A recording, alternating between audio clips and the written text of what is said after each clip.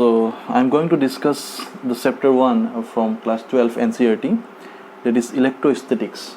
So I got a video but the quality of the video is not very good because that was my first experience. So again I'm going to explain these things, and again I'm going to make some good video with good video quality. So আমি ইয়াত কি discuss কৰিম ইলেক্ট্ৰ'এস্থেটিক্স. So basically তোমাৰ ইলেক্ট্ৰ'এস্থেটিক্স মানে কি, এইটো যেটো term আছে electro, so electro means charge and aesthetics means rest. ঠিক আছে, তার মানে যদি চার্জ পার্টিকেল এটা যত রেস্টত থাকে তার বিষয়ে যত স্টাডি করা হয়, that is called the electrostatics. So that's why I have written the branch of physics which deals with the study of charges at rest. গম পাইছানে? ফিজিক্সৰ এনেকুৱা এটা ব্ৰাঞ্চ য'ত চাৰ্জ পাৰ্টিকেলবিলাক ৰেষ্টত থাকে তাৰ বিষয়ে য'ত ডিছকাছ কৰা হয়, that is called the electrostatics. And their forces between the charges, then their fields, then their potential, all this things we are going to discuss in this chapter, that is called electroaesthetics. Okay, so that is the chapter 1. Now what is the charge? So what's the first time জানিব লাগিব যে charge মানে কি হয়. তো charge মানে basically কি হয়, এটা মই এনেকৈ এক্সাম্পল দিছোঁ. সাপোজ তোমাৰ ড্ৰাই ৱেডাৰ যিটো থাকে, ড্ৰাই ৱেডাৰত তোমাৰ কি হয়, you are seeing some kind of spark or crackle, or you are hearing some kind of crackle when taking off your synthetic clothes. যেতিয়া সিনথেটিক ক্লথছবিলাক থাকে সেইবোৰ যেতিয়া তুমি টেক অফ কৰা, তেতিয়া তুমি কিবা চাউণ্ড শুনা এটা আৰু কিবা স্পাৰ্কল তুমি দেখাব পাৰা. চ' সেই স্পাৰ্ক যিটো দেখা পোৱা সেইটো হোৱাই ইউ আৰ চিং ডেট স্পাৰ্ক, অৰ ৱাই ইউ আৰ হিয়াৰিং চাম কাইণ্ড অফ ক্ৰেকেল. ঠিক আছে, আৰু এটা ইম্পৰ্টেণ্ট কথা হৈছে কি, কেতিয়াবা যদি তুমি গাড়ীৰ দৰ্জাখন খুলি দিয়া, দেন ইউ আৰ ফিলিং চাম কাইণ্ড অফ ইলেক্ট্ৰিক শ্বক কিছুমান ফিল কৰা. আৰু কেতিয়াবা যদি বাছৰ ডাল ষ্টেণ্ড আছে, ষ্টেণ্ডডালত তুমি ধৰি থাকা, দেন যদি ছাডেনলি তুমি উঠি দিয়া, then also' you feel some kind of electric shock. তো একচুৱেলি সেইবোৰ কিহৰ কাৰণে হয়, because the electric charge in our body that is discharges through our body. ঠিক আছে, যিবোৰ ইলেক্ট্ৰিক চাৰ্জ প্ৰডিউচ হৈছিলে সেইটো আমাৰ বডি দি ডিছচাৰ্জ হৈ যায়. যেতিয়া আমি বহি আছিলোঁ, তেতিয়া যেতিয়া ৰাব হৈছিলে ইনচুলেটিং ছাৰ্ফেচৰ লগত, তেতিয়া আমাৰ ইলেক্ট্ৰিক চাৰ্জবোৰ প্ৰডিউচ হৈছিলে, আৰু যেতিয়া উঠি দিলোঁ তেতিয়া আমাৰ যিটো ইলেক্ট্ৰিক চাৰ্জ কি হৈ গ'ল, ডিছচাৰ্জ হৈ গ'ল. চ' সেইকাৰণে আমি সেইটো ফিল কৰোঁ. ঠিক আছে, তো যিটো ড্ৰাই ৱেডাৰ তাতো তোমাৰ সেনেকুৱা ধৰণৰ বস্তু কিছুমান ফিল হয় আমাৰ. অ'কে, চ' নাও দ্য কুৱেশ্যন ইজ ডেট কিহৰ কাৰণে আমি মানে পঢ়ি আছোঁ সেইটো চাব লাগিব. আৰু এটা এক্সাম্পল হৈছে যে যেতিয়া থাণ্ডাৰষ্টৰ্ম দিয়ে, যিটো লাইটিং, সেইটো কি হয়, ইলেক্ট্ৰিক ডিছচাৰ্জ হয়, তাৰমানে চাৰ্জবোৰ সিহঁতে ডিছচাৰ্জ কৰি দিয়ে. অ'কে, তো এটা এক্সাম্পল দিছোঁ কেনেকৈ তোমাৰ ইলেক্ট্ৰিক চাৰ্জবোৰ ক্ৰিয়েট হয় আৰু কেনেকৈ মেটেৰিয়েলত ইলেক্ট্ৰিক চাৰ্জ থাকে. চ' এটা এক্সাম্পল হৈছে কি, চাপ'জ তুমি এটা গ্লাছ ৰড লৈছা. ঠিক আছে, now if you consider a glass rod, suppose is a glass rod, এটা গ্লাছ ৰডডাল লৈছোঁ. তো এই গ্লাছ ৰডডাল মই কি কৰিছোঁ, যিটো চিল্ক আছে, তো চিল্কৰ এটা কাপোৰ এখনৰ লগত কি কৰি দিছোঁ, মই ৰাবিং কৰি দিছোঁ. ঠিক আছে, তো ৰাব কৰি দিলোঁ. আফটাৰ ৰাবিং কৰাৰ পিছত কি হ'ল, এই গ্লাছ ৰডডালে কিছুমান স্পেচিয়েল কি পালে, দে are acquiring some kind of special properties. What are the properties? নাও দে কেন এট্ৰেক্ট চাম স্মল পিচ অফ পেপাৰ্ছ, আৰু সেইবিলাক কি কৰিব পাৰে, সিহঁতে এট্ৰেক্ট কৰিব পাৰে. তো প্ৰথমতে পৰা নাছিলে, but when I rub with the চিল্কৰ লগত যেতিয়া গ্লাছ ৰডডাল মই ৰাব কৰিলোঁ, তেতিয়া সিহঁতে কি হৈ গ'ল, কিছুমান সৰু সৰু পাৰ্টিকেল যিবোৰ পিচ অফ পেপাৰ সেইবিলাক কি কৰিব, এট্ৰেক্ট কৰিব পাৰে. তাৰমানে কি হ'ল, প্ৰথমতে সিহঁতে নিউট্ৰেল আছিলে, যেতিয়া মই ৰাব কৰি দিলোঁ, দেন এই গ্লাছ ৰডে কি পালে, এটা চাৰ্জ পালে. So' that's why they can attract this particles. Okay, তো চিমিলাৰলি আৰু কি হ'ব পাৰে তোমাৰ, যেনেকৈ তোমাৰ যিখন ফণি যিটো আমি ইউজ কৰোঁ মূৰ চুচিবলৈ, তো এই ফণিখন কি হয় তোমাৰ, যেতিয়া তুমি ড্ৰাই হেয়াৰৰ মাজেৰে লৈ যোৱা, অলপ ঘঁহনি খুৱাই দিয়া, ড্ৰাই ফণি হ'ব লাগিব, তাৰপিছত যদি তুমি পিচ অফ পেপাৰ দি দিয়া, তেতিয়া কি হয়, এইবোৰ এট্ৰেক্ট কৰে. So' that is also' the phenomena of electric charge acquiring. ঠিক আছে, তাৰমানে সিহঁতে ইলেক্ট্ৰিক চাৰ্জ কি কৰে, একুৱায়াৰ কৰে. So' that's why they can attract all this pieces. Okay, so' that is the example of electric charges. Then one more important thing, যেতিয়া তোমাৰ যিবোৰ গাড়ী থাকে, গাড়ী চাড়ী এইবিলাক থাকে, ধৰিছোঁ মই গাড়ী এখন, তো ইয়াত কি হয়, যেতিয়া সিহঁতে এইটো কি গাড়ীৰ কি হয়, মেটেলিক বডি হয়. চ' মেটেল বডিটো তোমাৰ কি হয়, যেতিয়া গাড়ীখন গৈ থাকে, তো যেতিয়া তাৰ এয়াৰ বা এইবিলাক গাড়ীখন গৈ থাকে কি হয়, ইয়াৰ ফ্ৰিকশ্যন থাকে, যিটো এয়াৰ ৰেজিষ্টেঞ্চ আহে. So' due to this air resistance they are acquiring some kind of charges. তো সিহঁতে কি হয়, ইলেক্ট্ৰিকলি চাৰ্জ হৈ যায়.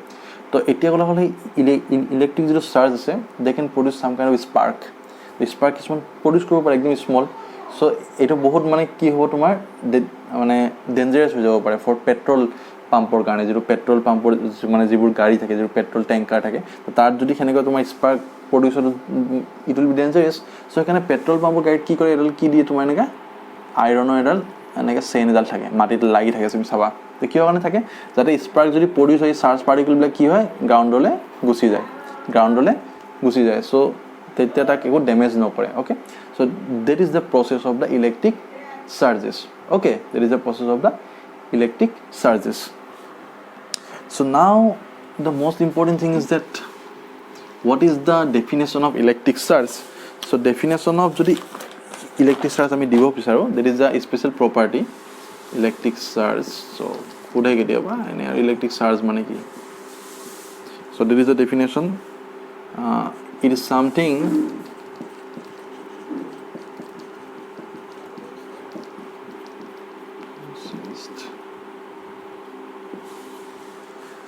that is possessed by material object that makes it possible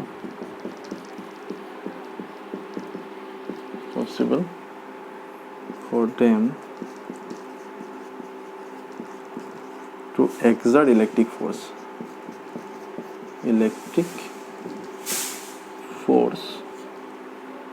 and to respond to electric force.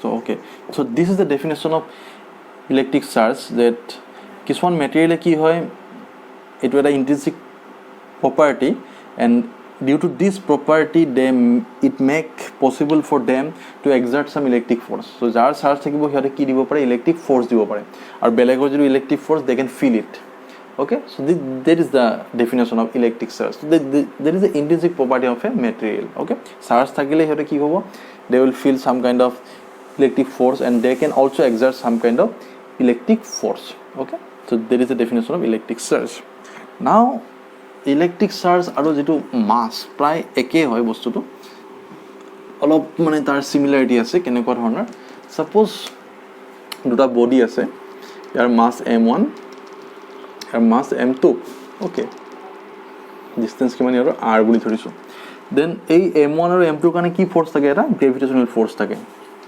যেটো কিমান mg given as g m1 m2 by r square already we have discussed these things in class 11 আমি পাইছো এটো কি force আছিল গ্ৰেভিটেশনাল force due to the masses of two bodies তো এতিয়া তোমাৰ যদি এটো ইলেক্ট্ৰন হয় এটো যদি প্ৰটন হয় তো হিয়তৰ মাজত এটা কি থাকিব ফোৰ্স থাকিব বা এটো যদি ইলেক্ট্ৰন হয় আৰু এটো যদি ইলেক্ট্ৰন হয় হিয়তৰ মাজত এটা ফোৰ্স থাকিব that is called কি electric force and because of that charge ঠিক আছে ইয়াত তোমাৰ গ্ৰেভিটেশনাল ফোৰ্স কিহৰ কাৰণে আছিল মাছৰ কাৰণে আছিল due to the mass but for electrostatic force যেটো আমি পঢ়িম next class the electrostatic force arises due to the charges of the body যেটো চাৰ্জৰ কাৰণে হয় ঠিক আছে the same thing expression তো প্ৰায় একেই থাকে similar তো মাছৰ কাৰণে যেটো হয় এটো গ্ৰেভিটেশনাল ফোৰ্স and যেটো চাৰ্জৰ কাৰণে হয় এটো কি ফোৰ্স ইলেক্ট্ৰোষ্টেটিক ফোৰ্স ঠিক আছে লয় ইলেক্ট্ৰিক ফোৰ্স বুলি কোৱা হয় okay so that's all about the charge now let's move to one important thing that is called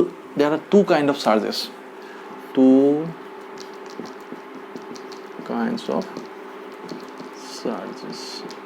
দুটা টাইপৰ চাৰ্জ আছে কেনেকৈ গম পালো দুটা টাইপৰ চাৰ্জ আছে সো দুটা টাইপৰ চাৰ্জ এনেকৈ গম পাইছো তো প্ৰথমতে কি কৰিছে না গ্লাছ ৰড লৈছো মই এটা glass rod this is glass rod ঠিক আছে এতিয়া মই ইয়াক কি কৰিছো ৰাফ কৰিছো ঘহনি খুৱাইছো কিহেদি with the silk paper or silk cloth দি ৰাফ কৰিলো তো এইফালে এডাল কি আছিল তোমাৰ আৰু এডাল গ্লাছ ৰড মই এনেকৈ লগাই থৈ দিছো এডাল গ্লাছ ৰড আছিল গ্লাছ ৰড ওকে এটা there is also glass rod যেতিয়া মই সিল্ক ডালৰ লগত এই glass ৰডডাল ঘহনি খোৱালো when I rub with the silk then this glass rod will acquire some kind of charge তো ইয়াৰ কিবা চাৰ্জ পাবই তো এই গ্লাছ ৰডডাল যেতিয়া মই ইয়াৰ ওচৰত লৈ যাম ই কি কৰিব তাক ৰিপেল কৰিব ঠেলি দিব ঠিক আছে তো প্ৰথমতে মই কি আছিল ইয়াৰ গ্লাছ ৰডডাল কি কৰিলো মই ঘহনি খুৱাই দিলো ঘহনি খুৱাই ইয়াত যেতিয়া লৈ গলো মই ওচৰত তেতিয়া কি কৰিলে ৰিপেল কৰিলে ঠিক আছে okay now let's take another example suppose ebonite rod এডাল লৈছোঁ, প্লাষ্টিক ৰড, তুমি যি বা প্লাষ্টিকো ল'ব পাৰা, কোনো কথা নাই। ইবনাইট বুলি কোৱা হয়, ইবনাইট ৰড আৰু এম্বাৰ ৰড এডাল লৈছোঁ। এতিয়া এই ইবনাইট ৰডডাল যদি মই ঊলৰ লগত যদি মই ঘঁহনি খুৱাই দিওঁ, ৰাব উইথ দ্য ঊল, দেন ইয়াতো এডাল কি লৈছোঁ মই, ইবনাইট ৰড লৈছোঁ। Then again after rubbing with the wool, then if I place close to this ebonite rod, this rod 1 with this rod 2, suppose if we are making close to both, then this rod will repel this ebonite rod. তাৰমানে এই ৰডডালে কি কৰিব, repel কৰিব। Okay, after rubbing with the wool, so' প্ৰথমতে ঊলৰ লগত rub কৰিলোঁ, এডাল নৰ্মেলি থৈ দিছিলোঁ, তাৰপিছত এডাল লৈ গ'লোঁ ওচৰত, ৰিপেল কৰিলে। ছেম কৰিছে যিটো গ্লাছ ৰড কৰিছে। Now the important thing is that এডাল যদি মই ইবনাইট লৈছিলোঁ, এডাল ইবনাইট, তো ইয়াত যদি মই গ্লাছ ৰডডাল লৈ লওঁ, গ্লাছ ৰড লৈছোঁ, অ'কে। তো কি হ'ল তোমাৰ ইবনাইট ৰডডাল মই যেতিয়া ঊলৰ লগত মই কি কৰিলোঁ, ৰাব কৰি দিলোঁ। এতিয়া যদি মই ইবনাইট ৰডডাল গ্লাছ ৰডৰ ওচৰত লৈ যাওঁ, তেতিয়া সিহঁতে কি কৰিব, এটা ৰিপেল নকৰে, দে উইল এট্ৰেক্ট ইচ আদাৰ, ঠিক আছে। So' from this experiment one thing is clear that the charge which is produced in the glass rod when we rub with the silkৰ লগত যেতিয়া ৰাব কৰিছিলোঁ, গ্লাছ ৰডত যিটো চাৰ্জ প্ৰডিউচ হৈছিলে সেইটো এটা বেলেগ চাৰ্জ, আৰু ইবনাইটত যিটো প্ৰডিউচ হৈছে সেইটো এটা বেলেগ charge. But one thing is same, যেতিয়া গ্লাছ কৰিছিলোঁ যেতিয়া ৰিপেল হৈছিলে, তাৰমানে ছেম চাৰ্জ থাকিলে কি হয়, ৰিপেল হৈ যায়। আৰু যেতিয়া ইবনাইট আৰু গ্লাছটো আনিলোঁ মই, then they will attract each other, তাৰমানে বেলেগ চাৰ্জে কি কৰে, এট্ৰেক্ট কৰে। So' there are two types of charges, one is call by convention, এইটো দিয়া আছে, এটা কি হৈছে পজিটিভ চাৰ্জ,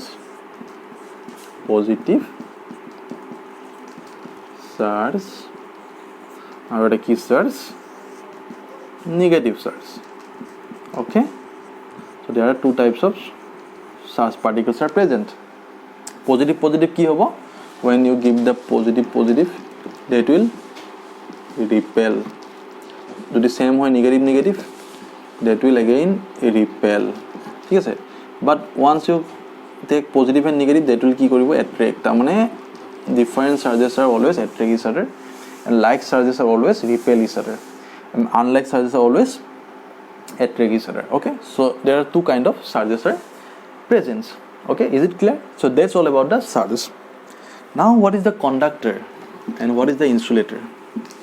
এটা বস্তু ইয়াত অলপ জাষ্ট মই কনচেপ্টটো বুজাই দিম যে কণ্ডাক্টৰ মানে কি।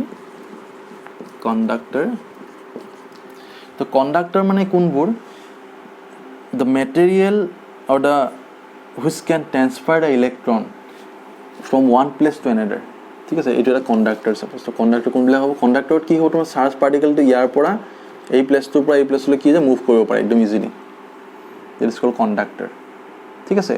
তাৰমানে যিবোৰ ইলেক্ট্ৰনছ থাকে সেইবোৰ ট্ৰেন্সফাৰ হ'ব পাৰে খুব ধুনীয়াকৈ from one place to another place. ত' এক্সাম্পল কি aluminium, copper, iron, mercury, all these are conductors. Okay, similarly earth is a very good conductor of electricity. Our human body to কি হয়, good conductor. So এখানে আমি electric শ্বকটো পাওঁ, ঠিক আছে। চ' এখানে খালী ভৰিৰে কেতিয়াও তোমাৰ চুব নিদিয়ে, কিয় চুব নিদিয়ে, যদি ইলেক্ট্ৰিক চাৰ্জ আহি যায় কি হ'ব, আমাৰ বডিতে পাৰ হৈ কিনে ডাইৰেক্ট আৰ্থৰ মাজেৰে মানে গুচি যাব, হয় না, তেতিয়া আমাৰ বডিত শ্বক লাগিব, আমাৰ মানে এফেক্ট কৰিব। চ' সেইকাৰণে কি কৰা হয় যে সদায় চেণ্ডেল এডাল পিন্ধিব দিয়ে। হোৱাই চেণ্ডেল পিন্ধিব দিয়ে, এতিয়া আমি আহিম যে চেণ্ডেল কিয় পিন্ধিব দিয়ে, বিকজ যিটো চেণ্ডেল আছিলে সেই চেণ্ডেলডাল কি হয়, that is not a conductor, that is insulator. Okay, so' চেণ্ডেলডালৰ মাজেৰে তোমাৰ ইলেক্ট্ৰিক কাৰেণ্ট পাৰ হৈ যাব নোৱাৰে বা ইলেক্ট্ৰিক চাৰ্জ পাৰ হৈ যাব নোৱাৰে, চ' এইটো ব্লক কৰি দিব। চ' সেইকাৰণে তোমাৰ চেণ্ডেল পিন্ধিব দিয়ে। So' these are called conductors which can transfer the electrons from one place to another place. Okay, so' এই বস্তুটো আমি পিছত আৰু ভালদৰে ডিছকাছ কৰিম নেক্সট পিছৰ চেপ্টাৰবিলাকত। এইটো হ'ল কণ্ডাক্টৰ্ছ। আৰু ইনচুলেটৰ মানে কি, যোনে তোমাৰ ইলেক্ট্ৰিক চাৰ্জ ট্ৰেন্সফাৰ কৰিব নোৱাৰে। Insulators can not transfer electric charge or current. Okay, so' this the insulators. কি হ'ব পাৰে example, plastic, glass, rubber, etc. Okay, so সিহঁত তুমি সেই ৰাবাৰ প্লাছ বা গ্লাছ ষ্টিক দি যদি তুমি ইলেক্ট্ৰিক ৱায়াৰডাল টাচ কৰা then you will not get any shock because they can not transfer the electric charge from one place to another place এতিয়া কুৱেশ্যনটো হৈছে কি আমি যেতিয়া গ্লাছ ৰড এডাল কি কৰিছিলোঁ ৰাব কৰিছিলোঁ और प्लास्टिक रड एडाल राब কৰিছিলোঁ তেতিয়া সিহঁতে কি প্ৰডিউচ কৰিছিলে ইলেক্ট্ৰিক চাৰ্জ প্ৰডিউচ কৰিছিল নিজৰ মাজত but if you rub an iron rod যদি মই ৰাব কৰি দিওঁ will they produce any electric charge নকৰে কিহৰ কাৰণে নকৰে if there is iron rod হয় দেন আইৰণ ৰড হ'লে কি হ'ব যিটো ইলেক্ট্ৰিক চাৰ্জ প্ৰডিউচ হ'ব সেইখিনি তোমাৰ বডিৰ মাজেৰে কাৰণ তোমাৰ বডিটো এটা কি গুড কণ্ডাক্টৰ অফ ইলেক্ট্ৰিচিটি তো বডিৰ মাজেৰে গৈ কিনে তোমাৰ চাৰ্জটো কি হৈ যাব লিক হৈ যাব so' they can not produce the charge That's why the only plastic or glass, all these rods can produce the charge when you rub with the other materials. Okay, because they are insulators. They cannot transfer the charge from one place to another place. So, will not get any leakage of charge. Okay, so that's all about the conductor and insulators. Okay, now at the last topic at our class, it is the gold leaf electroscope. Gold leaf electroscope, gold leaf electroscope. Okay, so this is an instrument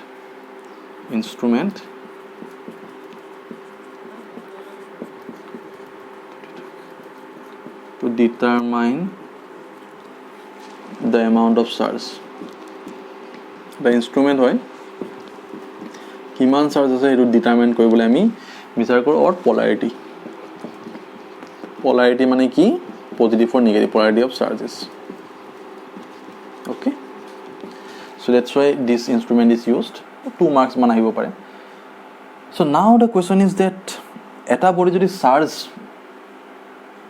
মানে create কৰে বা একুৱায়াৰ হয় সেইটো কি কৰে charge body বুলি কোৱা হয় আৰু যিবোৰ বডিয়ে চাৰ্জ ক্ৰিয়েট কৰিব নোৱাৰে সেইবোৰ কি বুলি কোৱা হয় নিউট্ৰেল ঠিক আছে they are not charge bodies. So there is a difference between a body which is called the charged bodies and neutral body. There is total charge to 0 থাকে but তার যদি charge না থাকে that is called neutral body and যদি তার charge থাকে then it is called charged body. Now this is a gold leaf electroscope. So year concept একদম simple এটো কেনেকা হয় মই দেখাই দিছো এবাৰ তোমাক কি দিছো ইয়াত so এটা এনেকুৱা এটা গ্লাছৰ এটা জাৰ থাকে এনেকা জাৰ এটা থাকে এই গ্লাছটো এটা কি ইনসুলেটৰস ইয়াত তোমাৰ কি দিছে ৰাবাৰ এটা হি লগোৱা থাকে চক লগোৱা থাকে ৰাবাৰ হি থাকে ৰাবাৰ ইজ অলসো ইনসুলেটৰস সো ইয়াত কি লিখিব মেটালিক ৰড থাকিব এডাল মেটালিক ৰড এটা এনেকা থাকিব না এই মেটালিক ৰডৰ যেটো বটম সাইড তাত তোমাৰ গোল্ড ফয়েল দুখন থাকিব একদম থিন গোল্ড ফয়েল দুখন থাকিব এনেকা থাকিব আৰু এখন এনেকা থাকিব gold foil is call very থিন গোল্ড ফয়েল আৰু গোল্ড লিফ বুলি কোৱা হয় ঠিক আছে তো গোল্ড ফয়েল থাকিব ইয়াত তো ইয়াত তোমাৰ এখন ডিস্ক এখন লগোৱা থাকিব মেটালিক ডিস্ক